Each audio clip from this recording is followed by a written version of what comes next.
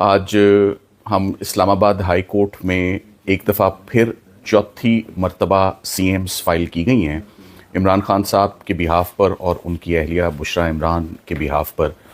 और हमारी आज जो सीएम एप्लीकेशंस हैं उनकी जो कंटेंट्स हैं और ग्राउंड्स जो हैं वो पहले से थोड़ी डिफरेंट हैं।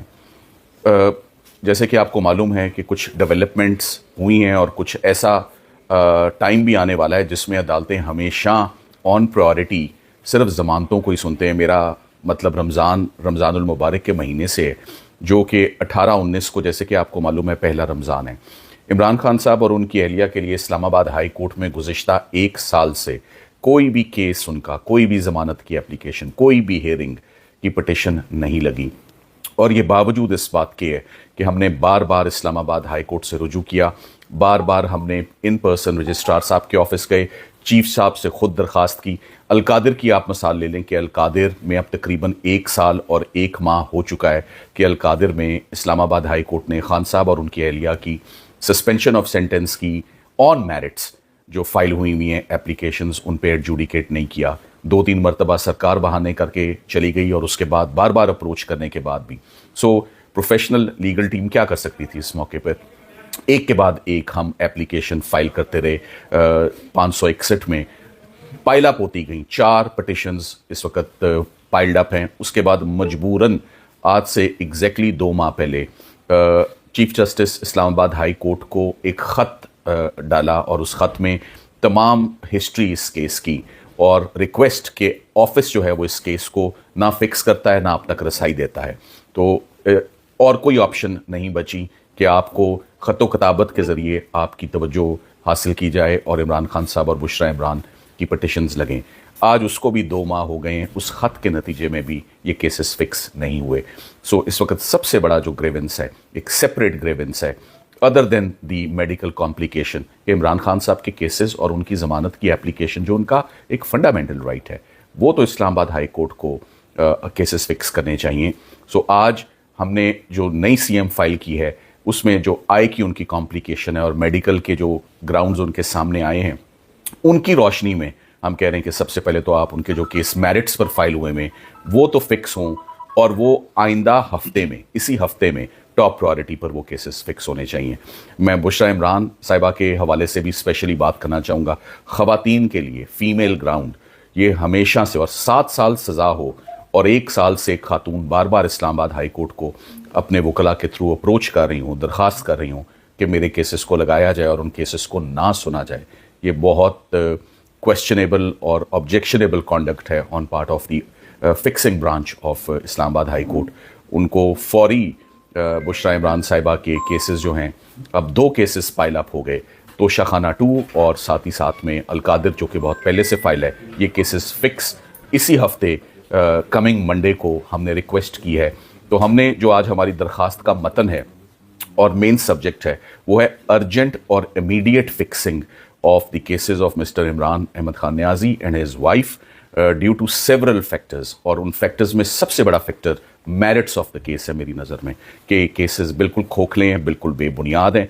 बुशरा इमरान के लिए कि वो खातून हैं, रमज़ान आ रहा है, ये दोनों के लिए सजाए मौत के केसेस नहीं हैं, ये ना ये उम्र कैद के केसेस हैं, शॉर्ट सेंटेंसेस के केसेस हैं। केसेस की नौयत क्या है वो भी सबके इल्म है कि इससे पहले कितनी सज़ाएं हुई और कितने केसेस में ज़मानतें हुई। तो जब शॉर्ट सेंटेंस के केसेस हों और उनको फिक्स ना किया जाए, ये बहुत कंसर्निंग और डिस्टर्बिंग एस्पेक्ट है। हम उम्मीद करते हैं कि आइंदा हफ्ते, इसी हफ्ते इमरान खान साहब की और उनकी अहलिया की cases Islamabad high court fix कर दे। तोशाखाना 2 में भी इमरान खान साहब और उनकी अहलिया के बिहाफ पर ज़मानतों की एप्लीकेशंस भी फाइल हो गई हैं। इससे पहले उनकी अपील्स पेंडिंग थी जिस पर ऑफिस ने अभी तक नंबर लगाने की जो है वो जहमत नहीं की। मेरे इल्म में आया है, डायरी नंबर हमारे पास मौजूद हैं, हमारे पास तमाम रिकॉर्ड मौजूद है कि कितनी दफ़ा इस्लामाबाद हाई कोर्ट को अप्रोच किया गया, कितनी एप्लीकेशंस डाली गई, कितनी दरखास्तें की गई, और वो जो लेटर लिखा है वो तो ऑन रिकॉर्ड है ही। उम्मीद करते हैं कि coming week is the week जब ये केसेस फिक्स होंगे और फाइनली इस्लामाबाद हाई कोर्ट इन पर एडजुडिकेट करे और जो इंसाफ बनता है, जो वो डिज़र्व करते हैं, वो मुहैया किया जाए। Thank you very much. Purely आपने मेडिकल ग्राउंड पर पिटीशन फाइल नहीं की। माजी में जब नवाज शरीफ साहब जो है उनको बेल मिली थी तो मेडिकल ग्राउंड ली गई थी, तो आप की जो पिटीशन पढ़कर पता चल रहा है कि आप वही केस जल्द लगवाना चाहते हैं सिर्फ। जी, ये मैं आपने दुरुस्त फरमाया। मेडिकल ग्राउंड एक इजाफी ग्राउंड होती है और मेरे केस में वो कभी भी मेन ग्राउंड नहीं रही। मगर ये तो मेडिकल पे मैं आपको बस सिर्फ ये बताता चलूं कि इमरान खान साहब के मेडिकल का treatment is in the very safe hands of the supreme court of Pakistan. उससे बड़ी कोई कोर्ट और कोई अदालत हो नहीं सकती। चीफ साहब की कोर्ट में मामला है, रिपोर्ट अमाइकस की उनके पास सबमिट हो चुकी है, वो उस पर बड़ा सीरियस ऑर्डर दे चुके हैं, इलाज मुआवजे की बड़ी सीरियस हदायत हो चुकी है। इमरान खान साहब ने उसमें रिपीटेडली जो बात कही कि मुझे जो पिम्स हॉस्पिटल से पता लगा है, पिम्स हॉस्पिटल के डॉक्टर्स ने उनको ये बात बताई है कि उनकी आंख की बनाई 15% सिर्फ रह गई है। ये मौक़िफ़ कोई किसी वकील का मौक़िफ़ नहीं है, ना ये मेरा एनालिसिस है, ना ये हो सकता है, ना मैं ऑप्टोमोलॉजिस्ट हूँ, ना मैं कोई आई सर्जन हूँ, ना मेरी रेटिना में कोई स्पेशलाइजेशन है। ये तो जो इंटरव्यू में जो बात रिपोर्ट हुई और 3 से 4 मरतबा उन्होंने बताया कि पिम्स हॉस्पिटल ने जो इमरान खान साहब को बात बताई on the basis of test, elaborate and extensive test conducted on his eye, कि उनकी आंख की बनाई की ये सूरत हाल है। तो वो मामला सुप्रीम कोर्ट ऑफ पाकिस्तान के, मैं दोबारा कहूँगा, in the very safe hands of the apex court, the highest court of Pakistan. उससे बढ़ के इंसाफ कहीं से मिल नहीं सकता उनके नोटिस में, और उन्होंने भी इस मामले को बहुत संजीदा और बहुत सीरियस करार दिया और टॉप प्रायोरिटी पे अटॉर्नी जनरल साहब को हदायत दी है कि वो इमरान खान साहब का मुआयना जो स्टेट ऑफ द आर्ट जो फैसिलिटीज़ अवेलेबल हैं, डॉक्टर्स अवेलेबल हैं, उनसे करवाया जाए।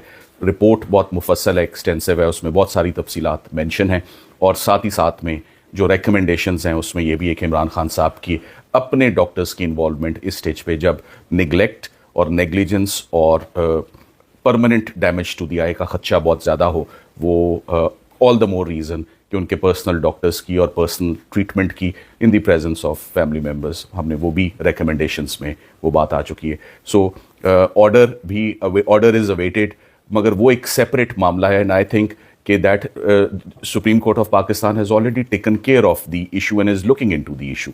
Detailed order, like I said, वो हम उसके मुंतज़िर हैं।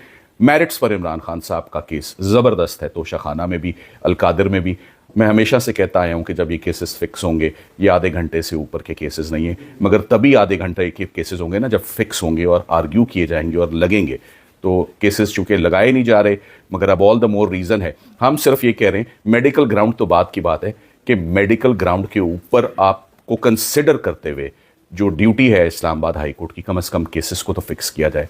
सो इस हफ्ते स्टार्टिंग फ्रॉम मंडे हम उम्मीद करते हैं कि मंडे को ये केसेस, रिगार्डलेस के किस दिन केसेस लग सकते हैं या किस दिन नहीं लग सकते, हर केस के अपने हालात होते हैं। ये देखें कि 1 साल से ये दोनों मियाँ बीवी कितनी मरतबा इस्लामाबाद हाई कोर्ट को अप्रोच कर चुके हैं और वो केसेस नहीं फिक्स हो रहे। Thank you very much.